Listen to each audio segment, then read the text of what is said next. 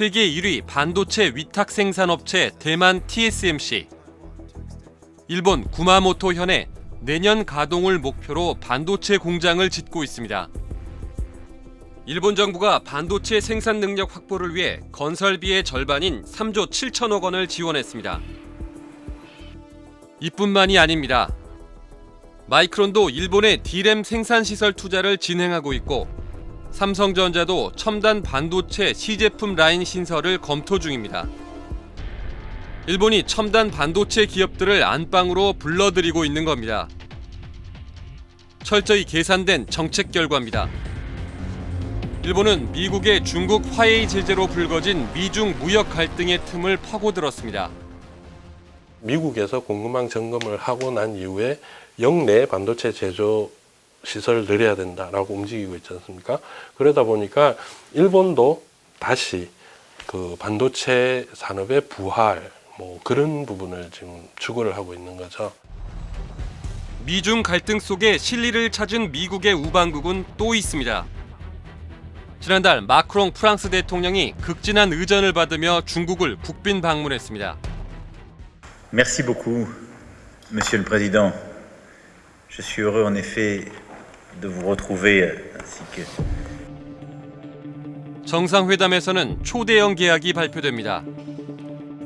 프랑스 항공기 제조사인 에어버스 여객기 160대를 중국이 우리 돈 26조 원에 사기로 한 겁니다. 프랑스는 실익을, 중국은 우군을 챙겼습니다. 中法要继续支持世界多极化和国际关系民主化，反对冷战思维和阵营对抗。 마크롱 대통령은 귀국길에 기자들을 만나 대만 문제로 중국과 갈등을 빚을 경우 유럽이 미국의 추종자가 되어서는 안 된다. 동맹이 된다는 것은 속국이 된다는 뜻은 아니라며 미국에 날을 세웠습니다. 미국의 영원한 우방 영국도 중국과 관계에 문을 닫는 것은 그 누구의 이익에도 부합하지 않는다면서 흑백 논리를 경계해야 한다고 했습니다. 미국과 안보 공동체로 묶여있는 유럽 정상들의 중국 방문은 줄을 잇고 있습니다. 올라프 숄츠 독일 총리도 산체스 스페인 총리도 시진핑 주석을 만났습니다. 경제적 이익 측면에서는 미국으로부터의 전략적 자율성을 높이면서 중국과의 경제적 협력을 강화하면서 자신들의 국익을 확대하려는 모습이 최근에 프랑스, 또 독일, 스페인 등등이 중국을 방문하면서 나타났었다라고 생각됩니다. 중동의 대표적 친미 국가인 사우디아라비아도 중국과 손을 잡았습니다. 석유와 가스 대금으로 달러 대신 위안화를 받기로 한 겁니다. 중동의 그 전략적 지위가 떨어지고 그래서 아프가니스탄에서 미국이 철수하잖아요. 이거는 기존의 친서방 라인을 따르던 중동 국가들의 입장에서는 대단히 엄청난 안보적 위기에 직면한 겁니다. 거기에 이제 중국이 새로운 어떤 세력으로서 그 틈을 파고들기 시작한 거죠. 아무리 미국과 동맹이라 해도 중국이라는 거대한 시장을 그냥 포기할 수 없다는 계산. 그렇게 동맹국들이 하나둘씩 뒤로 실리를 챙기는 사이 미국도 속도 조절에 나섰습니다. 지난 주말 G7 정상회담이 끝난 뒤 중국 때리기를 주도해온 미국이 돌연 중국에 손을 내밉니다. I think you're going to see that begin to thaw very shortly. 디커플링, 그러니까 중국과 선을 긋고 적대시할 게 아니라 디리스킹, 위험을 줄이겠다고 했습니다. 미국의 속내는 어떤 걸까요?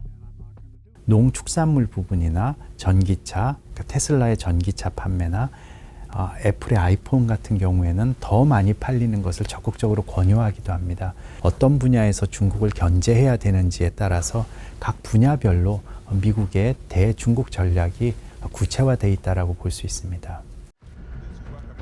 중국 정찰 풍선 사태로 꽉 막혔던 미중 고위급 대화 통로도 열렸습니다. 이달 초 제이크 설리번 백악관 국가안보보좌관이 왕이 중국 공산당 정치국원을 만났습니다. 블링컨 국무장관의 방중도 추진 중인 것으로 알려졌습니다. 하야시 일본 외무장관도 지난달 베이징에서 친강 중국 외교부장을 만나 중일 대화를 재개했습니다. 하지만 한중 고위급 대면 외교는 지난해 11월 인도네시아 G20 정상회의에서 윤석열 대통령과 시진핑 주석이 만난 이후 끊겼습니다.